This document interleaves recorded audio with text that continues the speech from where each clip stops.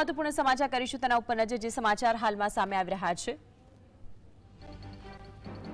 રૂપાલાના વિવાદ પર કોંગ્રેસ પ્રમુખ શક્તિસિંહ ગોહિલે નિવેદન આપ્યું છે। રૂપાલાના વિવાદ પર કોંગ્રેસના પ્રમુખ શક્તિસિંહ ગોહિલ કે જેમનું નિવેદન સામે આવ્યું છે, તેમણે કહ્યું કે ગુનો કર્યા બાદ કોઈ પણ નાટક કરે તો સમાજ કે વ્યક્તિ માફ ન કરે। આ વાતનો ઉલ્લેખ કર્યો છે।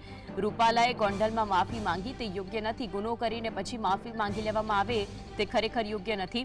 રૂપાલાએ રાજપૂત સમાજની માફી માંગતા દલિત સમાજના કાર્યક્રમને નકામો ગણાવી દીધો। શક્તિસિંહ ગોહિલે કહ્યું છે, વિરોધ વધે તે પહેલા ભાજપે રૂપાલાને ચૂંટણી ન લડવા નિર્ણય લેવો જોઈએ। દેશની તમામ મા બેટીઓની જાહેરમાં માફી માંગવી જોઈતી હતી અને એ જ સમયે ભારતીય જનતા પાર્ટી એક રાજકીય પક્ષ તરીકે હરકતમાં આવવું જોઈતું, પરંતુ આમાંનું કંઈ જ નથી। એ રાજકીય પક્ષે નક્કી કર્યું, એમના જ પક્ષના એક નેતાને ત્યાં એમના બોલાવેલા થોડા લોકોની વચ્ચે જ્યારે રૂપાલાજીએ માફી માંગવાની વાત કરી તો કેવી રીતે કરી કે હું જે બોલું છું એના માટે ક્યારેય માફી નથી માંગતો, પરંતુ મારા પક્ષને નુકસાન થઈ રહ્યું છે એટલા માટે હું